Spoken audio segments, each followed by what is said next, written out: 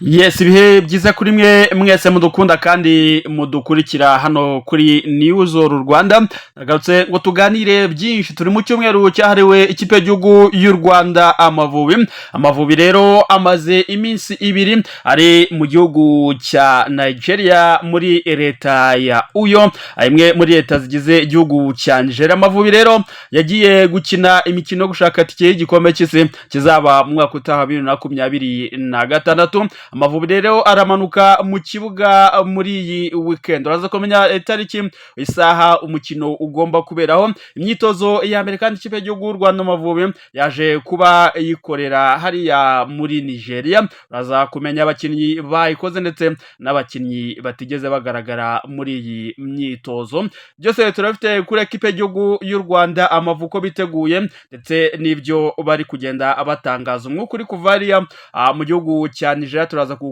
kukuganiriza, umva uko umeze, umva uko abakinnyi biteguye, umva uko abatoza biteguye ndetse n'umuyobozi mukuru agiye ubayoboye. Uraza kumva ibyo yaje kuba atangaza. Byose rero turabifite muri iki kiganiro. Icyo usabwa we ni ukugumana tukabana, tukaza no gukomoza kuri ekipe ya APR Football Club nayo dore ko ihagarariye u Rwanda mu mikino ya Sekafa Kagame Cup iri kubera mu gihugu cya Tanzania. Turaza kuyikomozaho gato cyane, ariko ingingo yacu nyamukuru ni inkuru nziza kuri ekipe y'igihugu y'u Rwanda Amavubi iri mu gihugu cya Nigeria. Aza kumenya iyo nkuru nziza iri mu Mavubi muri rusange. Ikaze mwese rero aho muri hagiye hatandukanye. Niba ari ubwa mbere ugeze hano, naho ngo kanda ku ijambo subscribe kugira ngo tujye tubana umunsi ku munsi, kuko ubu twinjiye mu Mavubi nta kugaruka. Ikintu cyose cyakivuga ku Mavubi uzajya ukimenyera hano kuri ino YouTube channel. Wowe kanda subscribe kugira ngo uyitona notification mu bambera. Bari hanze rero ndabahaye ikaze, n'abari mu Rwanda mwese ikaze muri iki kiganiro. Amavubi rero tuyahereho yahagurutse mu Rwanda ku munsi wo kuwa kabiri tariki 2 z'ukwezi kwa 9 yerekeza mu gihugu cya Nigeria. Bagiye gukina imikino ibiri muri uku kwezi kwa 9. Umukino wa mbere rero uteganyijwe kuri uyu wa gatandatu ku isaha y'isa 12 hariya mu gihugu cya Nigeria kuri stade bita Godswill Akpabio Stadium muri leta ya Uyo. Niho umukino wa mbere uzabera ikipe y'igihugu ya Nigeria yakiriye ikipe y'igihugu y'u Rwanda. Mu Rwanda rero hagurutse abakinnyi 20 ndetse baza kugera aho ngo muri Nigeria bameze neza. Baza guhurirayo n'abandi bakinnyi bagera kuri 3, barimo uwitwa Mugisha Boneri, barimo uwitwa George Yakwize ndetse na Fanuel Kavita. Bose aba babiri, Fanuel Kavita na George, mbibutse ko bakina muri shampiyona y'iciciro cya kabiri muri Leta Zunze Ubumwe za Amerika. Nabo rero baje kuba basanga abandi aho muri Nigeria. Rero ku munsi w'ejo kwa gatatu nibwo aba basore bose b'ikipe y'igihugu y'u Rwanda Amavubi bahamagawe, baje kuba batangira imyitozo.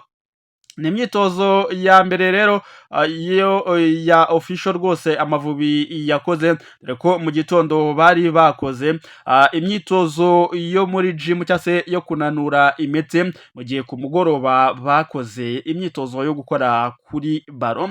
Mbere ko dukomeza ariko kamanze mbanyuremo Swade yahagurutse cyangwa se abakinnyi ikipe y'u Rwanda igiye kwifashisha muri iyi mikino ibiri, dore ko hari bamwe batigeze bamenya abakinnyi bahamagawe ndetse n'abasigaye n'abagiye kuba bakoreshwa muri rusange. Gusa abagiye gukoreshwa barimo Ntwari Fiacre n'umuzamu, barimo Buhakiye Twizere Clement, barimo Ishimwe Pierre abo n'abanyezamu 3, bamyugariro barimo Niyomugabo Claude, Umbarenga Fitina, Shimimana Emmanuel Kabange, barimo Mutsinzi Ange Jimmy, barimo Nkurikiyimana Dari Nganje, barimo Manzi Thierry, barimo Kavita Fanuel Mabaya, barimo Nduwayo Alex, barimo Maes Dylan George Francis, barimo abakina hagati mu kibuga barangajwe imbere ya kapiteni Bizimana Jidro Jihadi, barimo Mugisha Boneri, barimo Ngwabije Brian Clovis, barimo Muhire Keve, barimo Mukuju Christian, barimo Mugisha Gilbert Barafinda, barimo Amon Ali Enzo, barimo Kwizera Georgia, barimo Nshuti Innocent, barimo Ishimwe Anisette ubwo twinjiye muri barotezamu tayari, barimo Biramahire Abedi Christophe, barimo harimo kandi Gitego Arthur. Umutoza mukuru bamwita Adel Amurushi. Rero iyi swadi y'abakinnyi yagiye mu gihugu cya Nigeria yagiye iyobowe n'umutoza mukuru Adel Amurushi, ariko delegation yose muri rusange yo yari ihagarariwe na perezida mushya w'ishyirahamwe ry'umupira w'amaguru mu Rwanda yitwa Shema Ngoga Fabrice, akaba ariwe wagiye aherekeje iyi ekipe nk'umuyobozi mukuru muri rusange. Rero bagezeyo amahoro kandi bakirwa neza, bakaba ubu bari gutegura umukino kandi bakaba bizeza abanyarwanda ko bagomba kwegukana intsinzi muri iyi nshuro, dore ko uyu perezida mushya wa Ferwafa yavuze ati ku bwanjye ni ibintu byiza, ni iby'agaciro guherekeza ikipe y'igihugu, ati uba ufashe izindi nshingano zirenze. Perezida wa Ferwafa kandi avuga ko guherekeza Amavubi bwa mbere nyuma yo gutorwa kuyobora Ferwafa avuga ko ari ibintu byiza, ndetse yizeza abanyarwanda ko ikikurikiyeho nta kindi ari ukwitwara neza bakareba ko babona intsinzi. Akavuga ko mu gihe baheruka mu gihugu cya Nigeria kuri stade ya Godswill Akpabio Stadium, Amavubi yaje kuhatsindira Nigeria ibitego 2-1. Ibitego bye byatsinzwe na Mutsinzi Ange Jimmy ndetse na Nshuti Innocent. Gusa hari mu gushaka itike y'igikombe cya Afurika, nubwo ntacyo byaje kuba bitumara ibyo bitego, kuko ikipe y'igihugu ya Benin yaje kunganya na Libya, bituma Benin ijyana n'igihugu cya Nigeria mu mikino y'igikombe cya Afurika kizaba mu mwaka utaha n'ubundi muri rusange. Rero Shema Fabrice yavuze ko abakinnyi bameze neza ndetse umwuka ari mwiza muri ekipe, kandi ibyo bakoze mu mwaka ushize bashobora kongera kubikora bakaba batsinda ikipe y'igihugu ya Nigeria. Abakinnyi bose rero bakaba bamaze guhura mu mwiherero, bakaba bari gutegura uyu mukino. Ku munsi w'ejo nibwo ku isaha y'isa 10 nibwo bakoze imyitozo muri gym, imyitozo yo kunanura imitsi, imyitozo yagaragayemo abasore bose bahamagaye mu Mavubi nkuko urutonde nagiye ndugusomera. Rero ubwo abasore ikiyo dutegereje nuko kuri uyu wa kane bongera bakagaruka mu kibuga bitoza, bashaka uburyo n'amatekinike bagomba gukoresha imbere y'ikipe y'igihugu ya Nigeria. Umukino ni ku munsi wo kuwa gatandatu ku isaha y'isa 12 za Kigali, nibwo uyu mukino uzaba utangiye.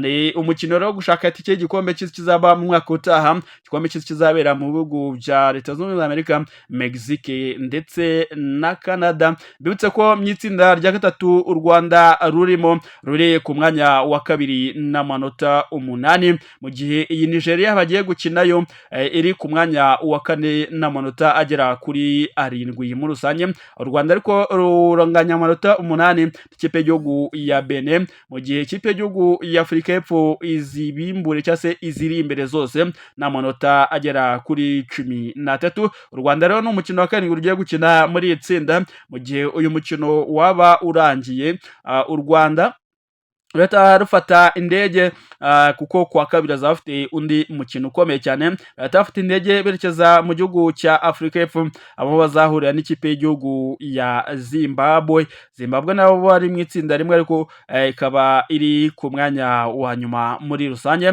Amavubi rero nava kuri Nigeria aterekeza muri Afurika y'Epfo gukina n'ikipe y'igihugu ya Zimbabwe mu mukino wa 8 wo mu itsinda rya gatatu u Rwanda ruherereyemo. Abasore b'Amavubi rero bo umwuka bavuga ko ari mwiza kandi biteguye gutanga ibyabo byose, ndetse n'umutoza Adel Amurushi nawe akaba ari gutanga icyizere ku banyarwanda, bizeza ko amanota 3 bishoboka ko bayegukana, ndetse bakaba bakwisunika ku rutonde muri ririya tsinda barimo muri rusange.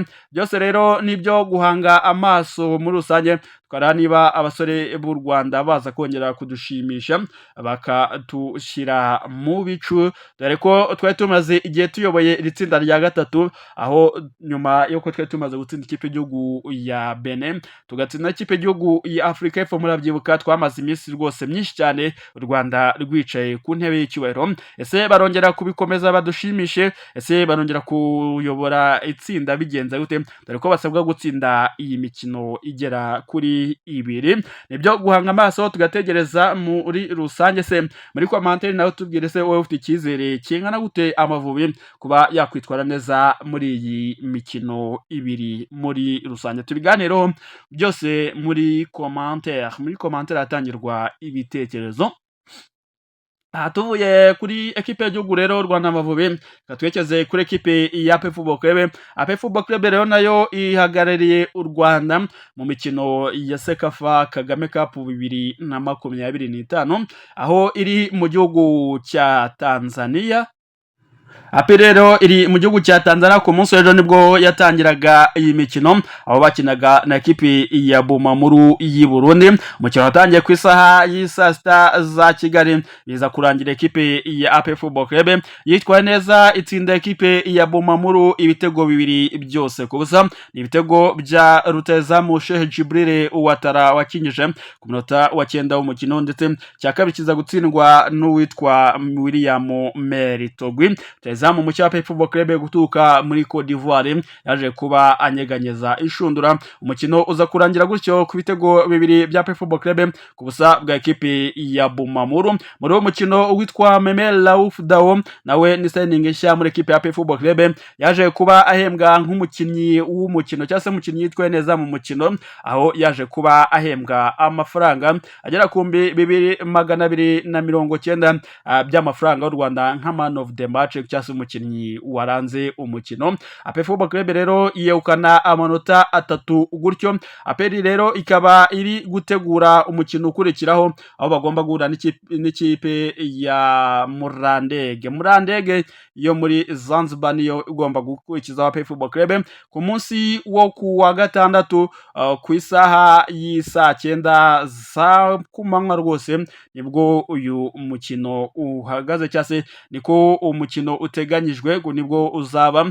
APR Football Club rero ikaba yahise iyobora itsinda rya kabiri baherereyemo n'amanota 3 no kwizigama ibitego bibiri, mu gihe ekipe bari kumwe ya KMC yo muri Tanzania yo iri ku mwanya wa kabiri n'amanota 3, yo ikaba izigamye igitego kimwe, igihe Murandege iri ku mwanya wa gatatu n'ubusa bw'amanota irimo umwenda w'igitego kimwe. Bumamuru ikaza ku mwanya wa nyuma n'ubusa bw'amanota n'umwenda w'ibitego bibiri byose. Muri rusange APR Football Club ikaba iyoboye itsinda, nkavuga ko ekipe zizaba iza mbere mu itsinda nta kabuza zitazibona tike yo gukina imikino ya kimwe cya kabiri muri rusange, dore ko bazafata amakipe atatu dore mu matsinda atatu, dore ko ikipe izaba ya mbere zatibona tike ya kimwe cya kabiri automatically, mu gihe bazareba indi ekipe ya kane mu zizaba zitwaye neza mu matsinda yose. Muri rusange izatsinzwe neza zikaba bazakuramo ekipe imwe,